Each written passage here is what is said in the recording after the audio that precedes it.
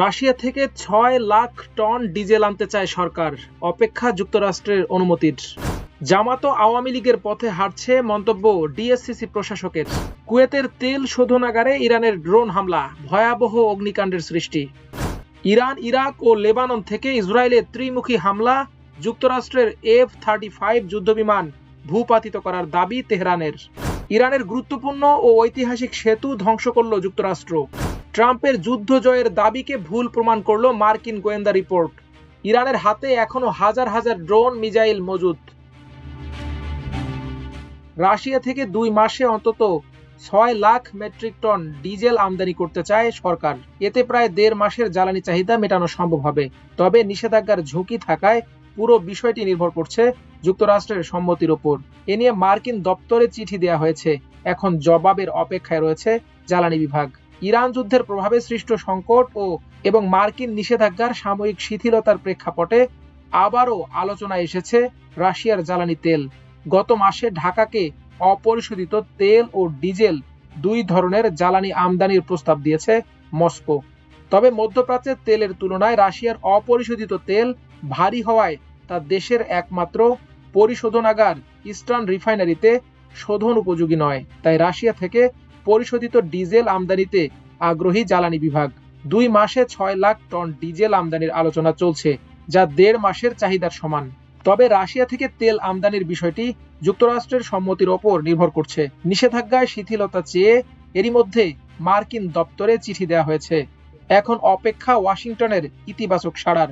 গত 31 মার্চ ওয়াশিংটনে মার্কিন জ্বালানি মন্ত্রীর সঙ্গে বাংলাদেশের পররাষ্ট্রমন্ত্রীর বৈঠকেও রুশ তেলের বিষয়টি উঠে আসে। বিশ্লেষকরা মনে করছেন, কৌশলী জ্বালানি কূটনীতি দেখাতে পারলে ইতিবাচক সাড়া পাওয়া সম্ভব। জামায়াতে ইসলামী ও আওয়ামী লীগের সেই পথে হাঁটছে বলে মন্তব্য করেছেন ঢাকা দক্ষিণ সিটি কর্পোরেশন ডিএসসিসির প্রশাসক ও বিএনপি নেতা আব্দুস সালাম। শুক্রবার সকালে রাজধানীতে স্বাধীনতা ও জাতীয় দিবস উপলক্ষে সাংস্কৃতিক দল আয়োজিত এক আলোচনা সভায় তিনি মন্তব্য করেন। আব্দুস সালাম বলেন, 17 বছরে দেশটাকে আধিপত্যবাদের হাতে তুলে দেওয়ার চেষ্টা করেছে। আওয়ামী লীগ যে পথে হেঁটেছে, জামাতও সেই পথে হাঁটছে, কিন্তু তারেক রহমানের কারণে পারেনি। রাজনীতি দিয়ে আমরা আওয়ামী লীগকে মোকাবেলা করেছি, জামাতকেও মোকাবেলা করব। তিনি বলেন, মুক্তিযুদ্ধের স্বপ্ন বাস্তবায়নের জন্য বিএনপির জন্ম হয়েছে, আর মুক্তিযুদ্ধের স্বপ্নকে বাস্তবায়ন করার জন্য শহীদ প্রেসিডেন্ট জিয়াউর রহমান বুকের রক্ত দিয়েছেন। বেগম খালেদা জিয়া তার জীবনের বেশিরভাগ সময় দিয়েছেন। তিনি মৃত্যুর পথে গিয়েছেন, কিন্তু আপোস করেননি। ঠিক তেমনি তারেক রহমানও মুক্তিযুদ্ধের স্বপ্নকে বাস্তবায়ন করার জন্য চেষ্টা করছেন, অবিরাম চেষ্টা করে যাবেন। এদেশের জনগণ তার সঙ্গে আছে। আব্দুস সালাম বলেন, খালেদা জিয়া মুক্তিযুদ্ধকে প্রাতিষ্ঠানিক রূপ দিয়েছেন মুক্তিযুদ্ধ মন্ত্রণালয় গঠন করে। তারেক রহমানের দেশে ফেরা ও জনগণ তাকে বরণ করা প্রমাণ করেছে দেশের মানুষ তাকে কতটা ভালোবাসে। তিনি বলেন, আওয়ামী লীগ হাজার কোটি টাকা খরচ করেছে তারেক রহমানকে ছোট করার জন্য। আরেকটি দল জামাতও একই চেষ্টা করছে। দুটি শক্তির বিরুদ্ধে লড়াই করে জনগণকে সঙ্গে নিয়ে বিএনপি টিকে রয়েছে। সংসদ ও সরকারকে তারা অসহযোগিতা করছে, দেশকে অস্থির করার চেষ্টা করছে। কুয়েতের জাতীয় তেল কোম্পানির একটি পরিশোধনাগারে সরাসরি আঘাত হেনেছে ইরানের ড্রোন। এতে সেখানে আগুন লেগে গেছে। আজ শুক্রবার কুয়েতি রাষ্ট্রায়ত্ত বার্তা সংস্থা পুনা এই তথ্য জানায়। বার্তা সংস্থাটি তাদের প্রতিবেদনে বলেছে, কুয়েত পেট্রোলিয়াম কর্পোরেশন জানিয়েছে, মিনা আল আহমাদি পরিশোধনাগারে ড্রোন দিয়ে আজ শুক্রবার সকালে হামলা চালানো হয়েছে। এতে সেখানকার একাধিক ইউনিটে আগুন ধরে যায়।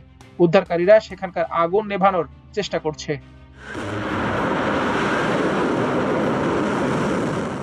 মধ্যপ্রাচ্যে উত্তেজনা আরও তীব্র হচ্ছে।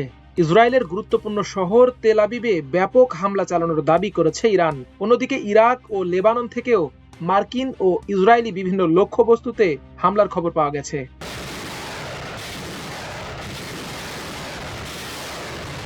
ইরানের ইসলামিক বিপ্লবী গার্ড কর্পস আইআরজিসি দাবি করেছে, তেল আবিব ও ইলিয়াতের সামরিক ঘাঁটিতে নতুন করে হামলা চালানো হয়েছে।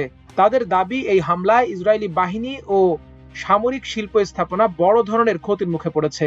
এক প্রতিবেদনে এ তথ্য জানিয়েছে আল জাজিরা। এছাড়াও যুক্তরাষ্ট্রের একটি অত্যাধুনিক স্টিলথ F-35 যুদ্ধবিমান ভূপাতিত করার দাবি করেছে আইআরজিসি। এটি মার্কিন যুদ্ধবিমান ভূপাতিত করার দ্বিতীয় ঘটনা। তারা বলেছে বিমানটি ইরানের মধ্যাঞ্চলে প্রবেশ করলে তাকে টার্গেট করা হয়। ইরানি বার্তা সংস্থা ফার্স নিউজ তাদের টেলিগ্রাম অ্যাকাউন্টে এক পোস্টে এ তথ্য জানায়।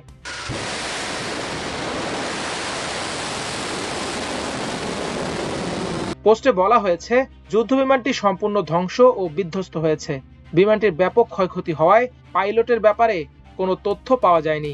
তবে যুক্তরাষ্ট্রের মার্কিন সেন্ট্রাল কমান্ড এ বিষয়ে তাৎক্ষণিক কোনো প্রতিক্রিয়া জানায়নি। এর আগে একই ধরনের দাবি সরাসরি অস্বীকার করেছিল তারা।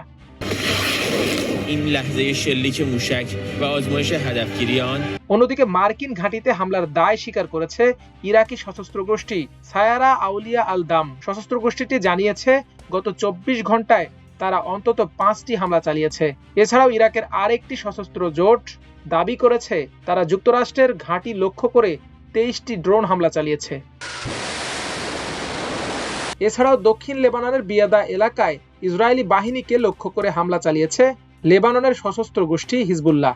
ইসরায়েলের মালকিয়া ও দিশন বসতিতেও রকেট হামলার দাবি করেছে গোষ্ঠীটি। হিজবুল্লাহ আরও জানিয়েছে তাদের যোদ্ধারা আরও একাধিক স্থানে ইসরায়েলের সেনাদের লক্ষ্য করে সফল হামলা চালিয়েছে। অন্যদিকে ইসরায়েল ও যুক্তরাষ্ট্র আজও সম্মিলিতভাবে ইরানের রাজধানী তেহরানের একটি চিকিৎসা গবেষণা কেন্দ্র ও আল বুরুজ প্রদেশের করাজ শহরে অবস্থিত বিখ্যাত B1 সেতুতে হামলা চালিয়েছে। এই হামলায় এখন পর্যন্ত 8 জন নিহত হয়েছেন এবং অন্তত 95 জন আহত হয়েছেন। প্রাদেশিক গভর্নর কার্যালয় এ তথ্য জানিয়েছে। ফার্স নিউজ জানিয়েছে তেহরান থেকে কারাজগামী পথে অবস্থিত এই সেতুটি মধ্যাঞ্চলের মধ্যপ্রাচ্যের সর্বোচ্চ সেতু হিসেবে পরিচিত। গুরুত্বপূর্ণ মহাসড়কে অবস্থান করায় হামলায় ব্যাপক হতাহতের ঘটনা ঘটেছে। এ ঘটনার তীব্র প্রতিক্রিয়া জানিয়ে পাল্টা হামলার হুঁশিয়ারি দিয়েছে IRGC। 1 মাস ধরে ইরান, ইসরায়েল ও যুক্তরাষ্ট্রের এই সংঘাত চলমান। ইরানের তথ্য অনুযায়ী 4 সপ্তাহেরও বেশি সময়ের সংঘাতে অন্তত 1600 জন নিহত এবং প্রায় 30,000 মানুষ আহত হয়েছেন। বিশ্লেষকদের আশঙ্কা এই সংঘাত আরো বড় আকার নিতে পারে, যা পুরো মধ্যপ্রাচ্যের স্থিতিশীলতার জন্য বড় হুমকি হয়ে দাঁড়াচ্ছে। গতকাল মার্কিন প্রেসিডেন্ট ডোনাল্ড ট্রাম্প অত্যন্ত দম্ভের সাথে দাবি করেন যুক্তরাষ্ট্র ইতোমধ্যে দ্রুত এবং বিশাল বিজয় অর্জন করেছে। ইরানের সেনাবাহিনী ও নৌবাহিনীর শক্তি প্রায় ধ্বংস হয়ে গেছে। চূড়ান্ত বিজয় পেতে আর 2 থেকে 3 সপ্তাহ লাগবে। তবে ট্রাম্পের সেই দাবির 24 ঘন্টার মধ্যেই বেরিয়ে এলো চোখ কপালে ওঠার মতো চাঞ্চল্যকর তথ্য, যা মার্কিন প্রেসিডেন্টের দাবিকে প্রায় পুরোপুরি ভুল প্রমাণ করছে। মার্কিন গোয়েন্দা সংস্থার সাম্প্রতিক এক মূল্যায়ন নিয়ে একাধিক সূত্রের বরাতে CNN জানিয়েছে 1 মাসেরও বেশি সময় ধরে যুক্তরাষ্ট্র ও ইসরায়েলের ব্যাপক হামলা চালানোর পরও ইরানের অর্ধেক ক্ষেপণাস্ত্র লঞ্চার এখনো অক্ষত রয়েছে। এছাড়া দেশটিতে এখনো বিপুল সংখ্যক ক্ষেপণাস্ত্রের মজুদও রয়েছে। সূত্রগুলো জানিয়েছে ইরানের ভান্ডারে এখনো হাজার হাজার ড্রোন মজুত রয়েছে, যা দিয়ে পুরো অঞ্চলে ভয়াবহ ধ্বংসযজ্ঞ চালানোর সক্ষমতা রয়েছে তেহরানের। ওই গোয়েন্দা প্রতিবেদনে আরো বলা হয়েছে এমন কিছু লঞ্চার রয়েছে যেগুলো হয়তো হামলার কারণে মাটির নিচে চাপা পড়ে আছে, কিন্তু পুরোপুরি ধ্বংস হয়নি। ফলে সেগুলো আপাতত ব্যবহারের অনুপযোগী হলেও সচল রয়েছে। 2টি সূত্রের দেয়া তথ্য অনুযায়ী ইরানের ড্রোন সক্ষমতার প্রায় 50% এখনো অটুট আছে। এর অর্থ হলো তাদের হাতে এখনো হাজার হাজার ড্রোন রয়েছে। গোয়েন্দা তথ্য বলছে ইরানের উপকূলীয় প্রতিরক্ষা ক্রুজ মিসাইলের একটি বড় অংশ অক্ষত আছে। যুক্তরাষ্ট্র ইরান উপকূলে খুব একটা বিমান হামলা না চালানোয় এগুলো রক্ষা পেয়েছে। এই ক্ষেপণাস্ত্রগুলোর মাধ্যমে ইরান হরমুজ প্রণালীতে জাহাজ চলাচলে বড় ধরনের হুমকি তৈরি করতে পারে। অবশ্য গতকাল ইরানের হামলার বিষয়ে মার্কিন প্রেসিডেন্ট ডোনাল্ড ট্রাম্পের ভাষণের পর তাৎক্ষণিক কড়া প্রতিক্রিয়া জানায় তেহরান। যুক্তরাষ্ট্র ও ইসরায়েলের বিরুদ্ধে বিধ্বংসী হামলার হুমকিও দেয় দেশটি। এমনকি ট্রাম্পের ওই বক্তব্য শেষ হওয়ার সাথে সাথে তেল আবিবকে লক্ষ্য করে মিসাইল হামলাও চালায় ইরান। গতকাল রাত থেকে আজ সকাল পর্যন্ত ইসরায়েল ও মধ্যপ্রাচ্যের মার্কিন ঘাঁটিগুলোতে দফায় দফায় হামলা চালিয়েছে তেহরান। ইরানের Islamic revolutionary guards corps IRGC জানিয়েছে তারা তেল আবিব ও ইলাত অঞ্চলে ইসরায়েলের সামরিক ঘাঁটি এবং সামরিক শিল্প স্থাপনাগুলোর ওপর সফল হামলা চালিয়েছে। এসব হামলায় ইসরায়েলি বাহিনীর ব্যাপক ক্ষয়ক্ষতিরও দাবি করেছে আইআরজিসি। আজকের হামলার বিষয়টি স্বীকার করেছে ইসরায়েলের সামরিক বাহিনীও। তারা জানিয়েছে ইরান থেকে তাদের ভূখণ্ড লক্ষ্য করে নতুন করে কয়েক দফায় মিসাইল নিক্ষেপ করা হয়েছে। শুক্রবার আল জাজিরার এক প্রতিবেদনে এ তথ্য জানানো হয়েছে। তবে হামলার ক্ষয়ক্ষতি ও হতাহত সম্পর্কে বিস্তারিত জানা যায়নি। মাল্টিমিডিয়া ডেস্ক, আমার দেশ।